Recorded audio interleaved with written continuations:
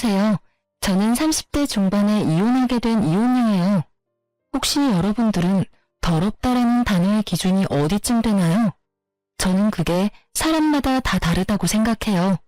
솔직히 더럽다 안 더럽다는 것으로 나눌 수 있는 부분은 아니고 부부라면 같이 살면서 맞춰갈 수 있는 부분이라 생각하거든요. 그런데 보통의 부부들이라면 그걸 맞춰갈 수 있는데 혹시라도 한 사람이 결벽증에 준하는 위생관념을 가지고 있다면 솔직히 나머지 한 사람은 엄청 힘들 수밖에 없다고 생각해요. 저희 부부도 그런 부부 중에 한 사람이었어요. 남편은 결혼 전부터 무척 깔끔했어요. 저는 평범했죠. 아침은 머리 감고 저녁엔 샤워하죠. 화장실 다녀오면 손 씻고 식사하기 전 요리 전에 손 씻고 빨래는 속옷과 수건은 각각 따로 빨고 타올은 고온 스팀으로 빨래해요. 집 청소는 일주일에 3번, 화장실 청소는 일주일에 2번. 요리할 때는 일회용 장갑 끼고 설거지 해가며 하고 보통 이 정도라고 생각해요. 맞벌이를 하는 부부의 아내라면 이 정도면 충분하지 않을까 싶어요. 아니라면 그건 제가 다른 사람들보다 덜 깨끗한 건지도 모르죠. 그런데 남편은 과도하게 깔끔하게 굴었어요. 돌바닥에 앉는 것도 더러워서 안 되고 노점에서 파는 음식도 더러워서 먹으면 안 된다고 하죠. 연애 때는 크게 신경 쓰지 않았어요. 남편을 만날 때만 신경 쓰면 되는 일이었으니까요. 그래서 결혼하자고 했을 때도 그 정도로만 생각을 하고 좋다고 결혼했어요. 이제는 인정해요. 제가 경솔했다는 걸요. 저와 남편은 20대 후반에 결혼을 했어요. 당시에 저는 평범한 직장 생활이 저와 맞지 않다는 걸 깨닫고 작은 카페를 운영하고 있었어요. 남편은 영업직으로 거래처 직원과 함께 들른 곳이 저의 카페여서 그 인연으로 사랑을 시작하게 되었죠. 한 번, 2번, 그렇게 몇 번 남편이 들르다 보니 저도 그렇고 서로에게 관심을 가지게 된 거죠. 만난 지 몇 개월 만에 저희는 서로의 가치관이 잘 맞는다고 생각했고 결혼을 생각하게 될 정도가 됐죠. 남편도 저도 그다지 다른 부분에서는 문제될 일들이 없다고 단정지어 생각했던 건지도 몰라요. 그런데 결혼하고 나서야 알게 된 거죠. 남편의 깔끔이 생각보다 더 심각하다는 걸요. 남편만큼은 아니지만 시모도 깔끔함의 수준이 남다르더라고요. 결혼 초기에는 그런 시댁의 가풍과 남편의 생각을 존중해서 열심히 맞춰주려고 노력했어요. 그렇게 잘 맞춰가고 있다고 생각하고 있었는데 그게 아니었다는 걸 알게 된 사건이 발생했어요. 결혼한 지 3년쯤 됐을 때요. 그때가 김장철이었기에 시댁에서 김장을 하고 있었죠. 남편은 김장이 다 될 무렵 김치와 수육을 먹으러 왔고요. 시모는 제게 시부가 먹을 막걸리를 한두 병 사오라며 저를 심부름 보냈어요. 그렇게 나가는 길에 아파트 입구에서 남편을 만났고 남편을 올려보낸 뒤 마트에 가던 저는 카드를 쓰고 지갑이 아닌 가방에 넣어뒀던 게 생각났어요. 그래서 가는 도중에 돌아와 시댁으로 향했어요. 돈 없이 막걸리를 사러 갈 수는 없으니까요. 시댁 현관은 김장으로 인해서 문이 살짝 열려 있었는데 큰 소리를 내기 좀 그러니 소리 죽여 들어가려고 했어요. 그런데 안쪽 방에서 남편 목소리가 나오더라고요. 아, 진짜 짜증나 죽겠어. 우리 와이프 얼마나 더러운지 모르지? 여기 와서는 그나마 관리하는 거야. 집에서는 살림을 진짜 얼마나 더럽게 하는지. 청소도 매일 안 하고 빨래도 쌓아놓고 해. 진짜 옆에 있으면 막 짜증이 날 때가 한둘이 아니야. 그래? 우리 집에서 하는 거 보면 그 정도는 아닌 것처럼 보이는데 많이 못 참을 정도니? 미치겠어. 살림살이 만지기도 싫고 집에서는 밥도 먹기 싫을 정도야. 그냥 밖에서 사 먹는 게 더 마음이 편할 정도거든. 그 이야기를 듣는데 얼굴이 화끈거리며 화가 치밀어 올랐어요. 솔직히 저는 제가 더럽다는 생각을 해본 적이 없거든요. 우리 집에서는 이게 기본이었고 솔직히 남편 때문에 더 열심히 청소한다고 했는데 남편에게는 그게 아니었던 건가 봐요. 만약 남편이 그렇게 느꼈다면 저한테 이야기를 하면 되는데 이렇게 시댁에 와서 시모에게 이야기하는 게 너무 짜증이 났어요. 모른 척 하려니 저런 소리 또 하고 다닐 것 같고 지금 들어가서 지랄하면 김장하러 온 건데 분란만 일으킬 것 같더라고요. 그래서 일단 참았어요. 저는 일부러 큰 소리를 내며 지금 도착한 것처럼 굴었어요. 아, 카드를 놔두고 갔네요. 돈도 없이 막걸리 사러 갈 뻔했어요. 그러면서 들어가 카드만 들고 나와서는 밖으로 가는 길 내내 남편을 어떻게 조질까 그 생각만 했어요. 솔직히 제가 잘못을 했다면 모르겠는데 이 부분은 잘못하고 말고의 상황이 아니잖아요. 서로의 기준이 다른 것뿐인데 제가 다른 사람에게 더러운 사람이 됐다는 게 참을 수 없을 만큼 수치스럽고 짜증났거든요. 게다가 제가 더럽다면 본인이 알아서 청소하고 빨래하고 요리하면 되잖아요. 그런데 자긴 손가락 하나 까딱하지도 않았으면서 왜 뒤에서 지적질만 하는 말이죠. 그게 더 열받는 거예요. 그날 저녁 집에 돌아가서 제가 남편에게 말했어요. 당신이 어머님한테 나 더럽다고 한 이야기 들었어. 솔직히 나는 내가 더럽다기보다 자기가 너무 깔끔한 것 같거든? 그러니까 방 따로 나눠 쓰자. 그리고 이제 앞으로 각자 알아서 살림해. 그래야 당신 눈에 거슬리지 않을 거 아니야. 당신은 당신 방만 신경 쓰고 나는 내 방만 신경 쓰고. 그럼 됐지? 남편이 당황한 표정으로 저를 보며 변명하더라고요. 그 말 들었어? 아니, 나는 그런 의도로 이야기한 건 아니고 조금 거슬린다는 생각으로 한 이야기인데. 그러니까 당신이 3년 동안 얼마나 힘들었을지 내가 잘 알겠어. 그러니까 따로 하자고. 그래야 당신 마음에 들고 나도 덜 피곤한 거 아냐. 저의 강경한 말에 남편은 어쩔 수 없이 고개를 끄덕였어요. 그럴 수밖에 없죠. 저는 한 점도 물러설 생각이 없었거든요. 이번에 이 상황을 풀지 못하면 앞으로도 계속 그런 불평불만을 듣고 살아야 할 테니까요. 그리고 손 하나 움직이지 않는 남편에게 제가 얼마나 힘들게 살림을 하고 있는지도 보여줄 생각이었죠. 그날부터 저는 모든 걸 혼자 했어요. 요리, 빨래, 청소 전부 제 것만 했어요. 절대로 남편 몫은 따로 하지 않았죠. 그렇게 일주일 정도 지나니 남편이 말하더라고요. 설마 방만 따로 쓰는 게 아니고 살림도 따로 해야 하는 거야? 당연하지. 솔직히 내가 여태까지 생각이 짧았어. 당신이 그렇게 생각한다고 한마디만 나한테 해줬어도 내가 미리 이렇게 살림을 나눴을 건데. 아, 그 음식 먹지 마. 내가 한 거야. 더러워서 어차피 먹지도 못할 거 뭐하러 억지로 먹으려고 해? 그러지 말고 사서 먹거나 밖에서 먹고 와. 시간 되면 당신이 만들어 먹던지. 저는 최대한 담담하게 이야기했어요. 이야기하면서도 화가 났지만 참았죠. 화를 내면 아무것도 바뀌지 않을 거라고 생각했거든요. 제 말에 남편은 잠시 음식을 바라보더니 지갑을 챙겨 밖으로 나가더군요.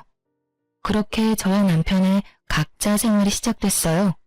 그러다 남편이 못 참겠는지 2주 정도 지나니 저한테 말하더군요. 여보, 당신이 화가 많이 난 건 알겠어. 그치만 빨래도 안 해주면 내가 일을 어떻게 해? 그 부분은 당신이 알아서 해줘야 하지 않을까? 해주고 싶긴 한데 내가 해줘도 당신이 그걸 더럽다고 생각하면 내가 하는 것보다는 당신이 하는 게 더 낫지 않을까? 그리고 굳이 왜 내가 해줘야 하는데? 당신도 집에 돌아오면 빨래 돌릴 시간 정도는 있잖아. 어차피 둘 다 바쁜데 알아서 하자. 나도 요즘엔 바쁘거든. 그치만 그게 마누라가 해야 할 일인데. 그럼 밥이라도 좀 해줘. 사 먹으니까 너무 돈이 많이 들어. 밥은 더더욱 안 되지. 내가 해준 밥 맛있게 못 먹지? 그냥 당신이 해서 먹어. 당신 손으로 해 먹어야 확실하고 깨끗하게 느낄 거 아냐. 괜히 남이 해주는 밥에 이렇다 저렇다 말할 필요 없이 그냥 자기 식사는 자기가 알아서 해먹자. 남편은 자기가 무슨 말을 하든 제가 더러우니까 안 된다는 말만 듣게 됐죠. 그리고 그날 저녁 남편은 반찬을 바리바리 싸들고 집에 돌아왔어요. 시모가 만든 반찬이었죠. 남편은 제가 해주지 않을 걸 알고 시모 반찬을 가져왔어요. 식사만이라도 제대로 하고 싶었나 보더라고요. 그렇게 한 달쯤 지났을까요? 솔직히 제가 점점 그 상황이 더 편해지고 있을 무렵에 결국은 터질 게 터져버렸어요. 시모에게 전화가 왔거든요. 네, 어머님. 무슨 일로 전화하셨어요? 너, 네 남편 밥은 좀 해주면 안 되겠니? 어떻게 애가 매번 우리 집에 와서 반찬을 얻어가? 걔 반찬 신경 쓰는 것도 하루 이틀 일도 아니고. 어머님, 죄송한데 남편이 제가 살림을 더럽게 한다고 저번에 어머님께 말씀드렸잖아요. 그 뒤로 아무래도 제가 잘못하고 있는 것 같아서 살림을 따로 살고 있어요. 저야 밥 해주고 싶지만 상대방이 더럽다는데 어떻게 계속해주겠어요? 그것도 못할 짓이죠. 제가 그 말을 꺼낼 줄 몰랐던 시모가 살짝 당황하더라고요. 그 말을 들었니? 아니, 걔가 그런 의도로 한 이야기는 아닐 거야. 그리고 너도 우리 집에서는 얼마나 깔끔하게 잘하는데 걔가 워낙 별나서 그러니까 네가 이해하고 넘어가. 그래도 싫다는 거 계속할 수는 없잖아요. 그렇다고 남편 깔끔이 하루아침에 해결될 일도 아니고 그냥 이렇게 지내다 보면 어떻게든 타협점을 마련하겠죠. 제가 원하는 대답을 내놓지 않자 시모가 남편을 좀 바꿔달라고 하더군요. 저는 남편을 불러서 핸드폰을 내밀었어요. 남편이 의아한 표정으로 핸드폰을 받았죠. 여보세요? 엄마, 무슨 일이에요? 엄마 힘들어서 앞으로 반찬 못 해주니까 너 알아서 식사 해결해라. 밥 얻어먹으려고 우리 집도 오지 말고. 엄마, 안 그러면 나 식비가 너무 많이 나와서 안 돼. 어떻게 당분간 좀 안 될까? 나 아들이잖아. 야, 그냥 주는 대로 받아먹어. 까다로운 너 하나 맞춰주려고 이 늙은 엄마가 고생해야겠니? 결국 시모는 참지 못하고 남편을 혼냈죠. 저는 너무도 속이 시원했지만 아무런 표정 짓지 않았어요. 전화를 마친 남편 표정이 무척 짜증이 나 있더군요. 저는 모른 채 했어요. 어머님이 뭐라 하셔? 여보, 내가 미안해. 앞으로 절대로 그런 말 안 할 테니까 식사만이라도 같이 하게 해줄 수 있을까? 나 진짜 이번 달 적자야. 이제야 나한테 미안하다는 생각이 들어? 아무리 깔끔해지려고 해도 시간 없으니까 안 되지? 내가 여태껏 얼마나 애썼는지 이제야 감이 와? 솔직히 카페 하면서 당신 결벽증에 맞추려고 정말 열심히 노력했거든? 근데 당신 그 말 한마디에 내가 한 모든 것들이 아무것도 아닌 일이 됐었거든. 자기 몸 하나 깨끗하게 유지하는 것도 혼자 못하는데 그걸 나한테 다 떠넘기고 나한테 더럽네 만회하는 건 잘못됐다고 생각하고 있지? 그래, 미안하다고 했잖아. 솔직히 이렇게 시간이 없을 줄은 몰랐어. 그 시간 쪼개서 일하고 살림하는 게 이렇게 힘든 줄도 몰랐고. 진짜 미안해 여보. 앞으로는 자기 하는 일에 절대로 토달지 않을게. 그리고 나도 많이 도와줄게. 반성했으면 됐어. 앞으로는 서로 본인이 할 수 있는 걸 남한테 미루지 말고 자기가 원하는 걸 요구하지 말고 스스로 할 수 있도록 약속하자. 우리가 앞으로 같이 살 날이 더 많이 남았는데 벌써부터 이런 일로 문제 생기면 안 되잖아. 그리고 나한테 말하고 싶은 건 나한테 직접 말하도록 해. 다른 사람한테 말해서 일 크게 만들지 말고. 알았지? 남편은 제 말에 격하게 고개를 끄덕였어요. 본인도 힘들었을 테죠.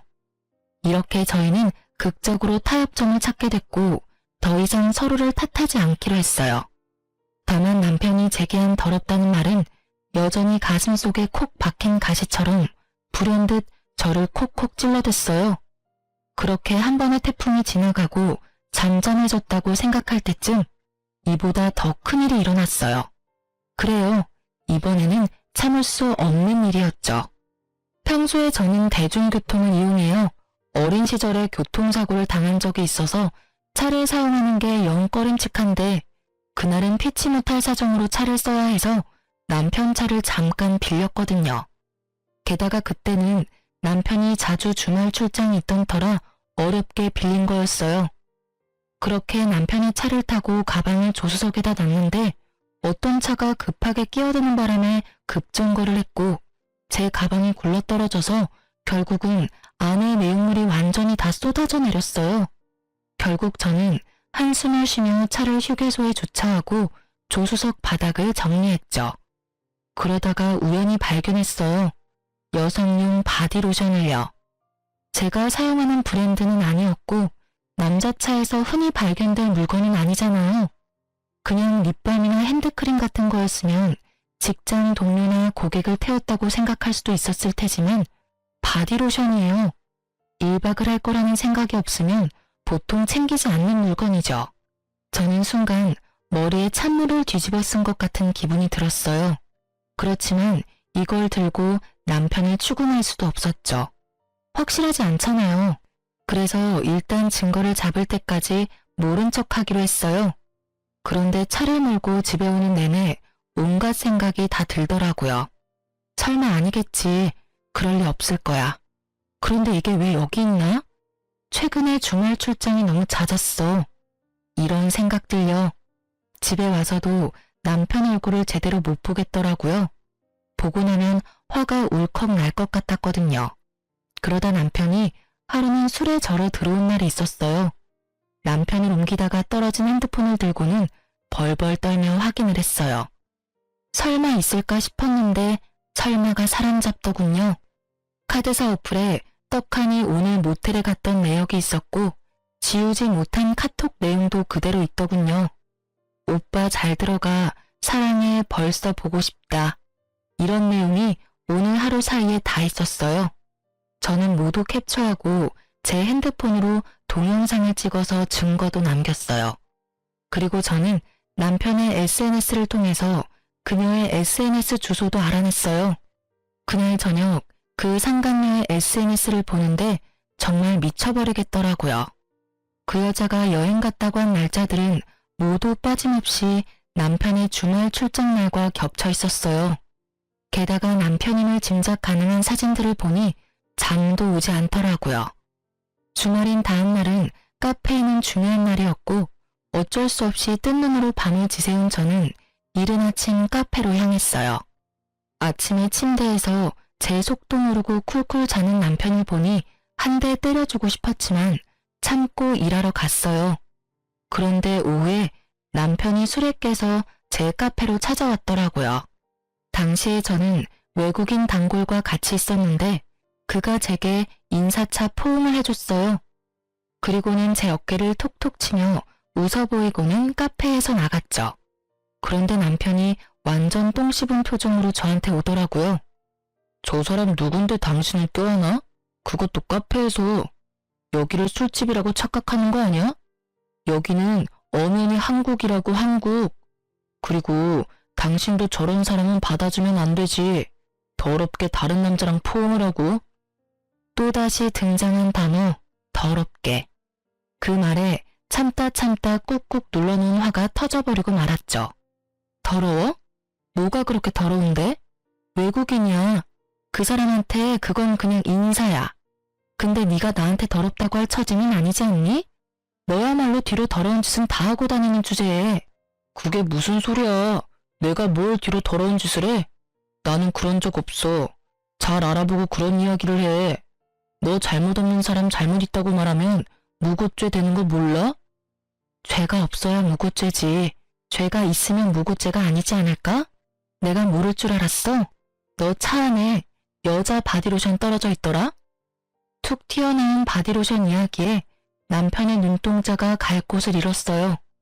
제게 어떤 말을 할까 싶었는데 첫 마디는 발뺌이었습니다.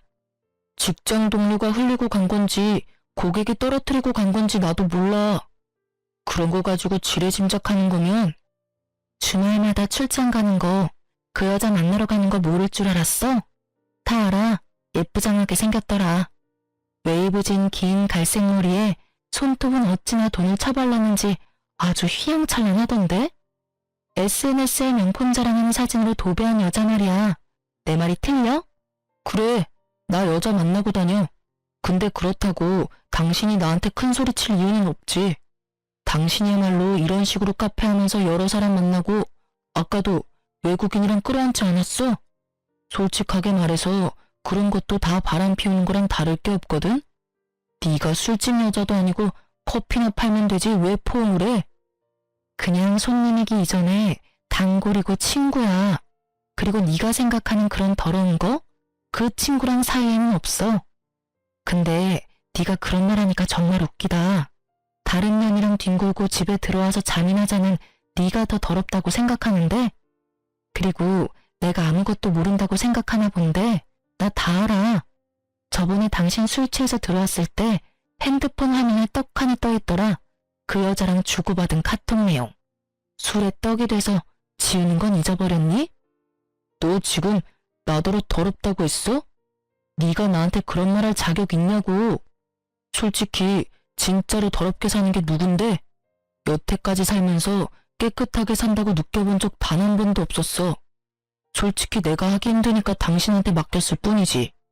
집안 살림 하나조차 마음에 들도록 못하는 여자, 나도 사양이야. 사양한다니 다행이네. 우리 이혼해. 나도 지긋지긋해. 새로 사귀는 여자가 얼마나 깨끗하게 굴지는 모르겠지만 당신 그 까다로운 입맛 잘 맞출 수 있었으면 좋겠네.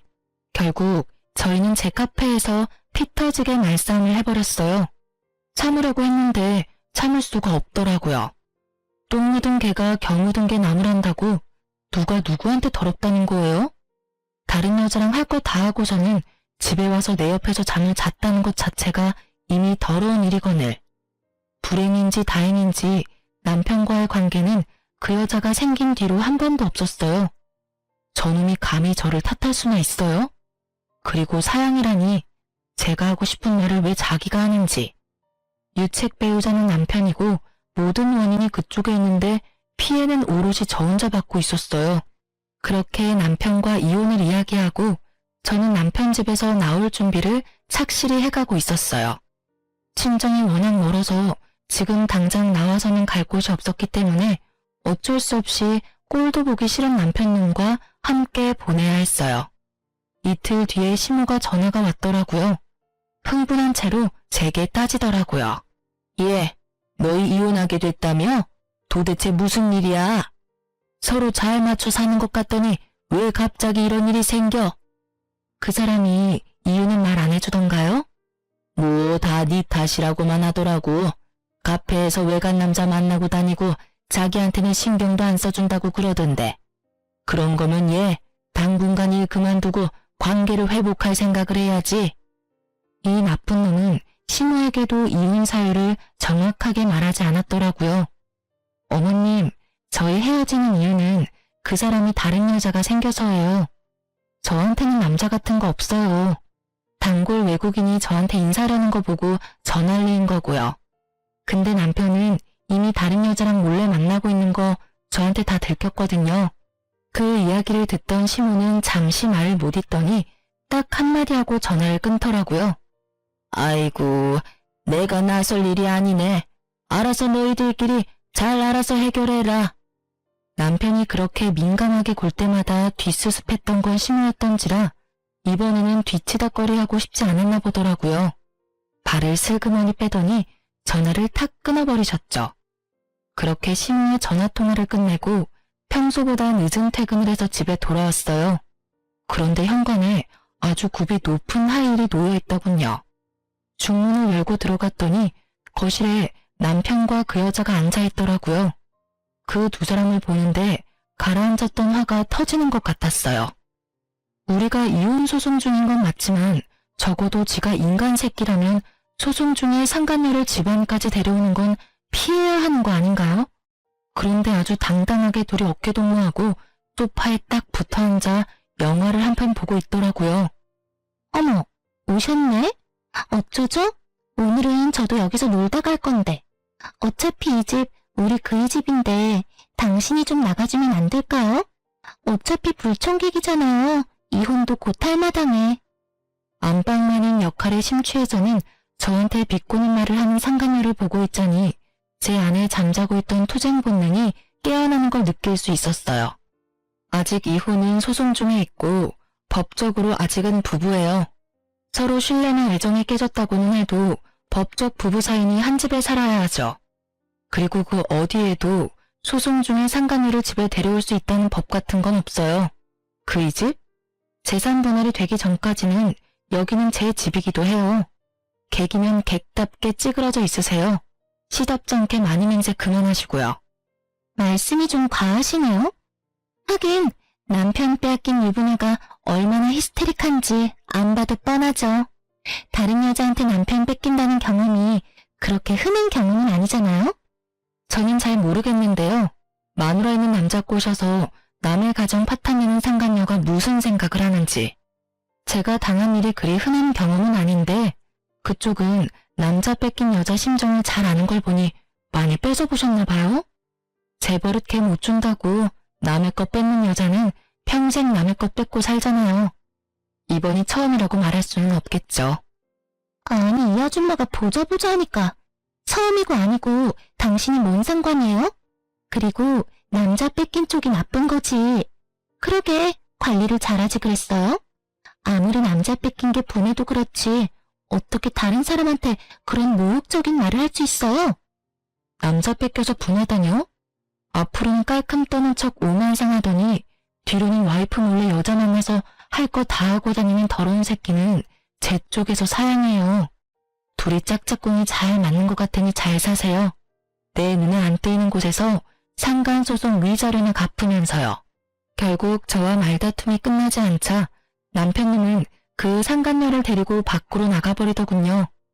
남편이 나가고 나서야 꼿꼿하게 서 있던 제 몸은 무너졌어요. 저 나쁜 놈이 벌써 집에 상간녀를 당당하게 들일지 상상조차 못하고 있었거든요. 그 뻔뻔함과 똥배짱에 저는 여러모로 타격이 컸어요. 그래서 그날 저녁 부랴부랴 짐부터 챙겼어요. 그러고는 제 카페로 갔어요. 카페에는 다행히 휴식을 취할 수 있는 작은 쪽방이 있었거든요. 그곳에서 잠을 자며 저는 상간녀의 SNS를 살폈어요. 그런데 몇 장의 사진에서 이상한 걸 발견했어요. 그 여자는 주로 남자랑 같이 있는 사진을 꼭 얼굴만 보이지 않게 찍어서 올리거든요. 몇 장의 사진에 찍힌 남자가 제 남편이 아닌 것 같더라고요.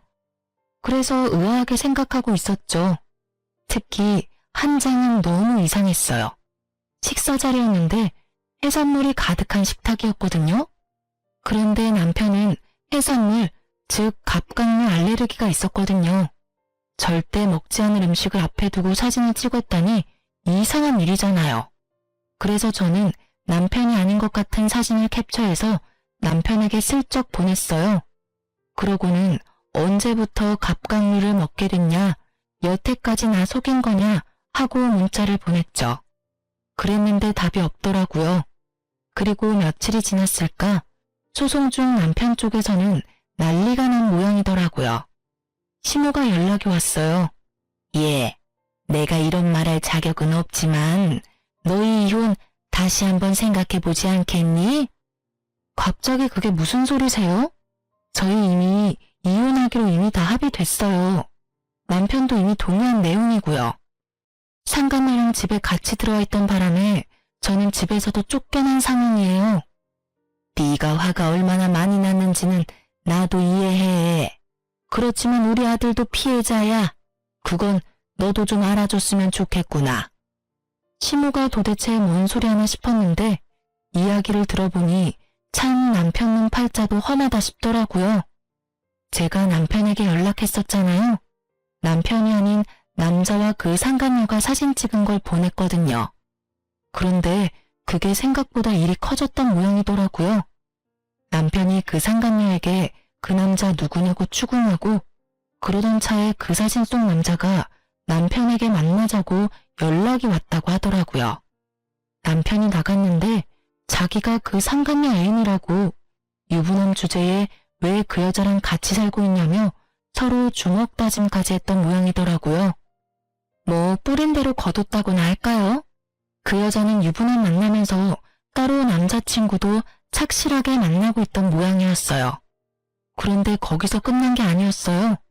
남편놈이 그 남자랑 만나서 싸우고 집에 와서 그 상간녀에게 남자 관계가 문란한 것에 대해 따졌더니 상간녀가 너도 어차피 바람 피워서 나 만난 거 아니냐며 남의 인생에 신경 쓰지 말라고 했다더라고요.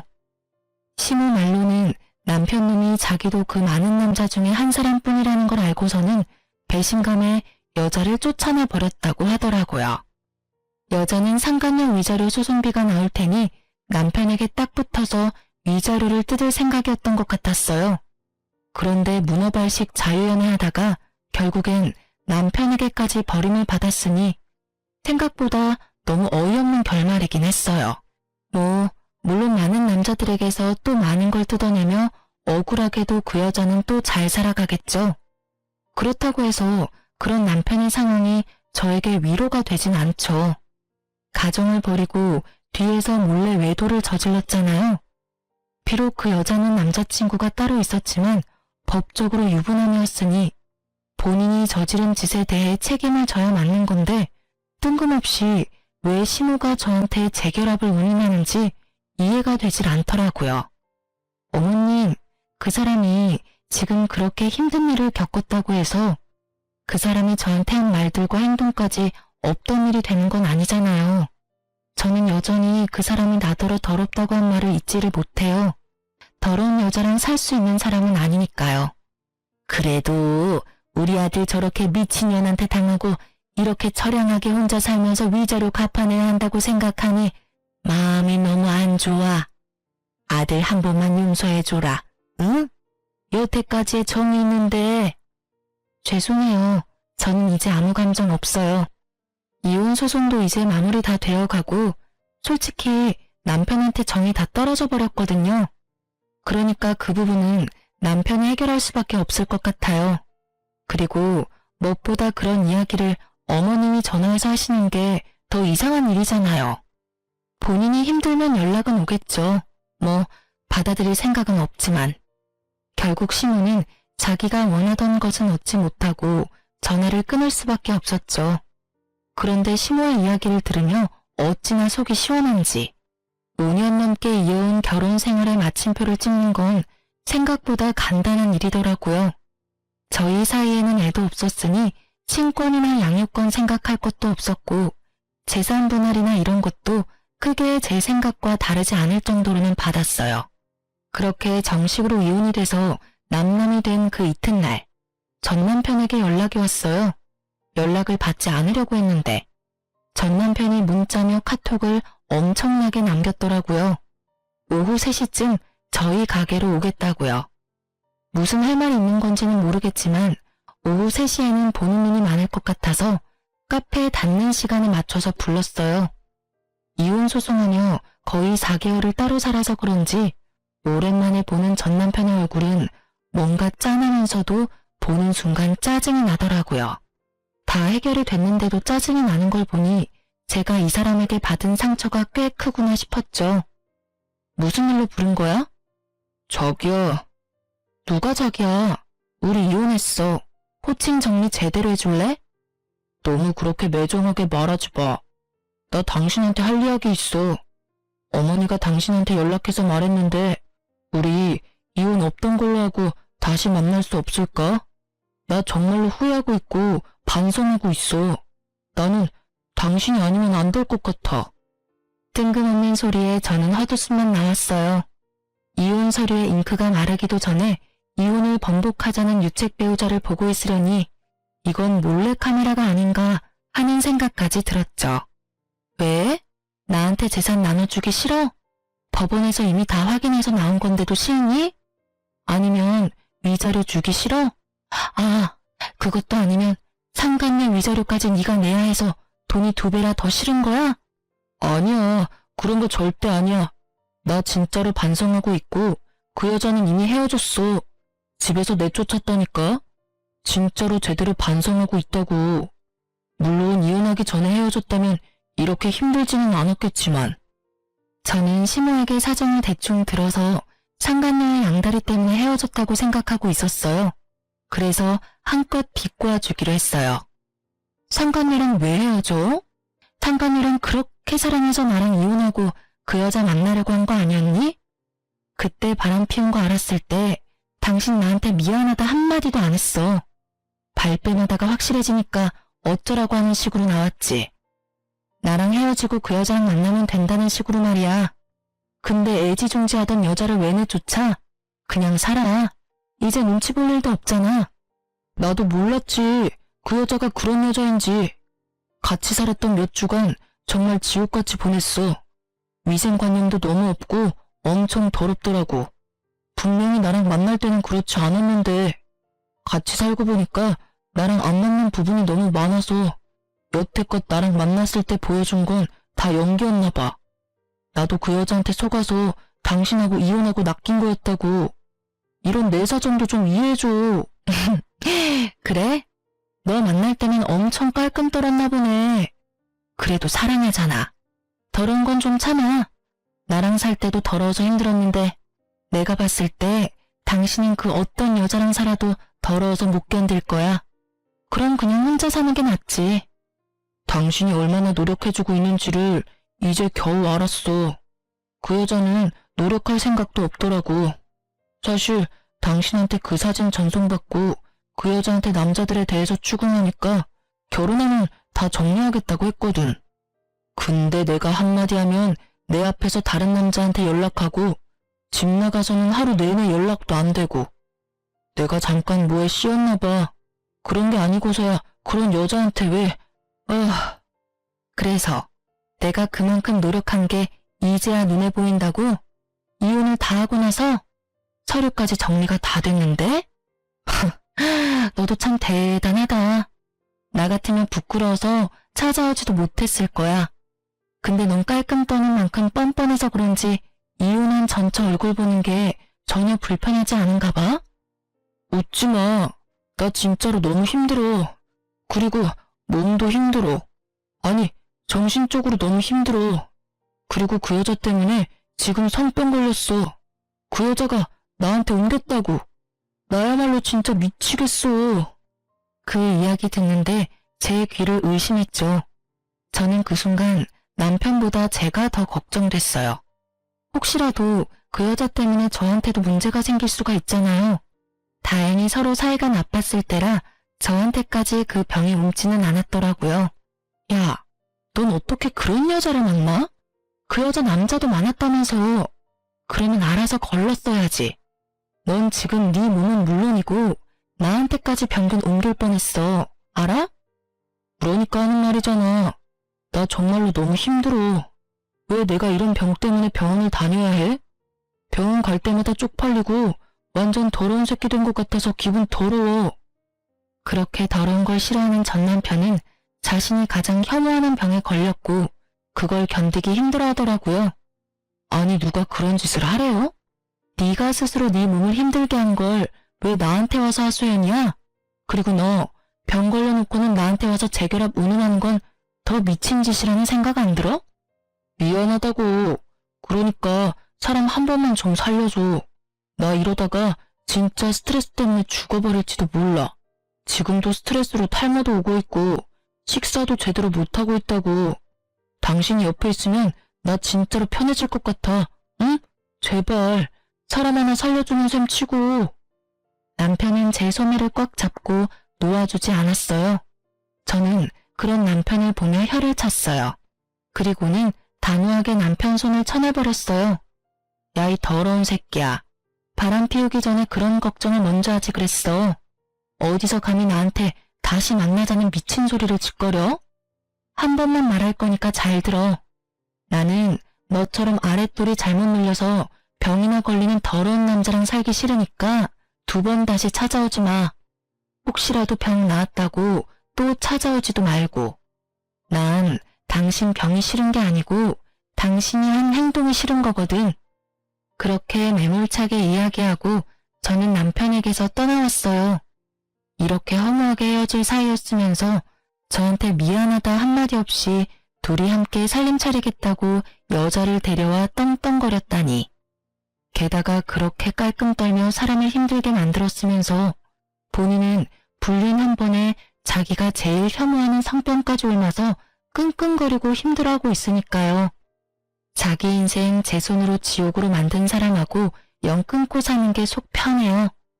그런 사람은 다른 사람마저 지옥으로 끌어들일 사람이니.